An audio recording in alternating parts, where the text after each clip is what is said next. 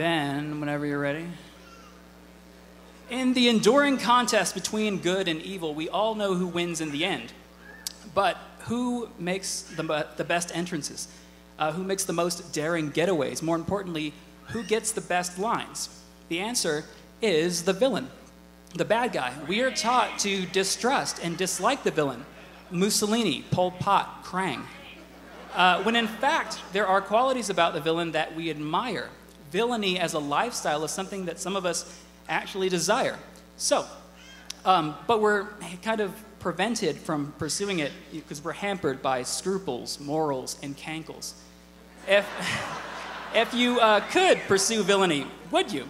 And if you want to, then I can help you. This is necessary ingredients for maximum villainy. I am F. Rodriguez. I am Pug of War on Twitter. And yeah, I'm a notorious ne'er-do-well. So, and you wouldn't think so by looking at me. I think most people who've met me would agree that I don't have a villainous bone in my body. That's not exactly true. When I was a kid, I was in an accident. And it's a long story, I won't get into it, but many of my bones were replaced with evil ones. So I know a lot about villainy. And so here are some tips on how to be a villain. Number one, get an animal. All villains carry an animal. It doesn't matter what it is. It could be a dolphin, a marmot, a micro pig. A what? Yeah, one of those too. So get an animal and stroke it. That's so important, is to stroke that animal because it creeps people out. So get your animal, stroke the animal, and then start following people around. Like for a few blocks, just, stroking your animal, because it'll make them very nervous. What will make them even more nervous is when you begin to sing. Crap. Don't look behind you. I'm holding a rattlesnake. Ooh.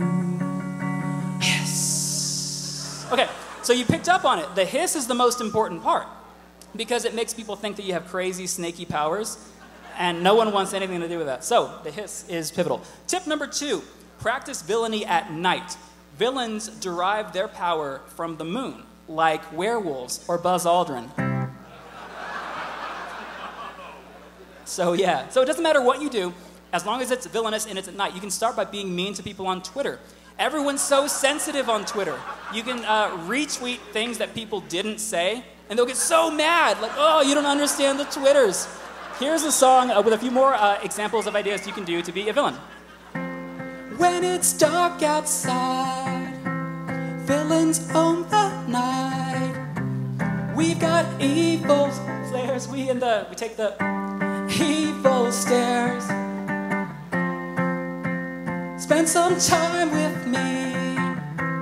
Let's be diamond thieves, stealing facial hair, a little stash and dash. All right, woo.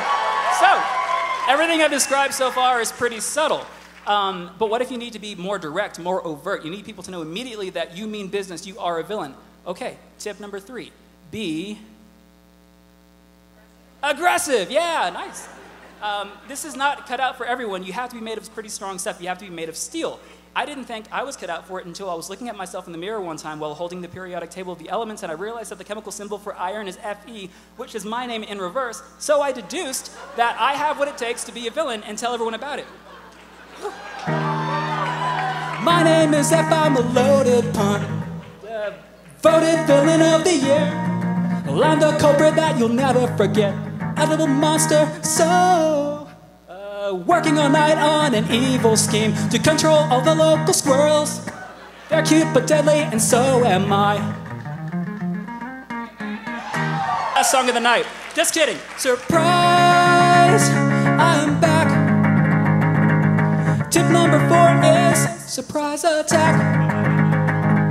Sing a high note, sinister for the winister. That's what it takes to be a villain. You get an animal at night, and you be aggressive and surprising, and repeat after me, sinister for the winister. My name is F. Rodriguez. I am Pug of War on Twitter. This is Ignite Boulder 10 Igdies. Orale, Holmes.